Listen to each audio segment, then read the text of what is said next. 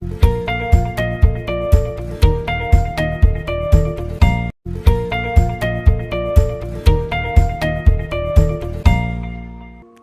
The lord. యేసుక్రీస్తు దివ్యనామంలో ప్రభుతో ప్రతిదినం అనే ఆధ్యాత్మిక కార్యక్రమాన్ని వీక్షించుచున్న దేవుని బిడ్డలైన మీ అందరికీ నా హృదయపూర్వక వందనాలు తెలియజేస్తున్నాను.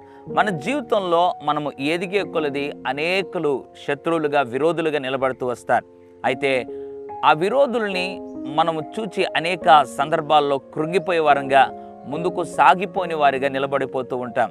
అయితే కొంతమంది అయితే ఆ విరోధులను ఎదుర్కోలేనటువంటి పరిస్థితిలో దేవుని బిడ్డలు సైతం కృంగిపోయి వెనక్కి మళ్ళిన వారు ఎంతోమంది ఉన్నారు. ఉదయకాల సమయంలో దేవుని వాక్యం వింటున్న ప్రియ సహోదరి సహోదరుడా, నీ జీవితంలో కూడా అపవాది ఎవరినైనా విరోధిగా నిలబెట్టాడా?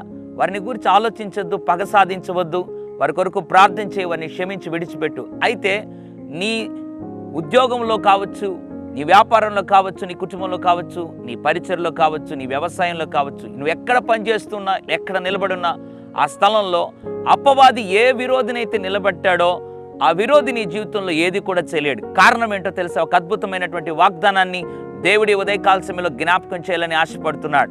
రోమపత్రిక 8వ అధ్యాయం 31వ వచనం, ఇట్లుండగా ఏమందుము, దేవుడు మన పక్షమున నుండగా మనకు విరోధి ఎవడు? Praise the lord. ఎంత అద్భుతమైనటువంటి వాగ్దానం అండి. దేవుడు మన పక్షమున ఉండగా మనకు విరోధి ఎవడు? దేవుడు వాక్యం వింటున్న ప్రియ సహోదరి సహోదరుడా, నీ పక్షాన ఉన్నాడు, నీలో ఉన్నాడు.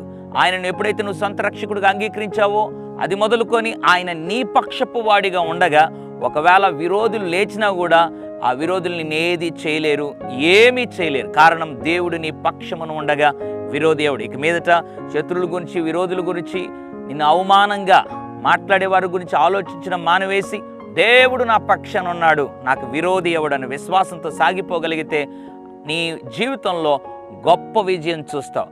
ఇట్లు ఆ గొప్ప ఆధిక్యతను దేవుడు నీకు ప్రసాదించునుగాక. పరిశుద్ధుడా, ప్రేమగల తండ్రి, నీకు వందనాలు. దేవుడు మన పక్షమున ఉండగా విరోధి ఎవడన్న వాగ్దానం ద్వారా ఉదయకాల సమయంలో బలపరిచినందుకు స్తోత్రం. నీ ప్రియబిడ్డల జీవితంలో ప్రభువా, ఎవరినైతే అపవాది విరోధులుగా, శత్రువులుగా నిలబెట్టారో వారికి విరోధంగా ప్రభువా నాయన, వారి జీవితములో ఏ విరోధులను నిలబడినా కూడా వారు కృంగిపోకుండా, భయపడకుండా, దిగులు చెందకుండా, దేవుడు మా పక్షమున ఉన్నాడు, మాకు విరోధి ఎవడు, మమ్మల్ని ఎవ్వరూ ఏమి చేయలేరన్న విశ్వాసంతో నింపి కార్యములు తలపెట్టుటకు నీ బిడ్డలను నడిపించమని యేసు నామములో ప్రార్థిస్తున్నాను తండ్రి.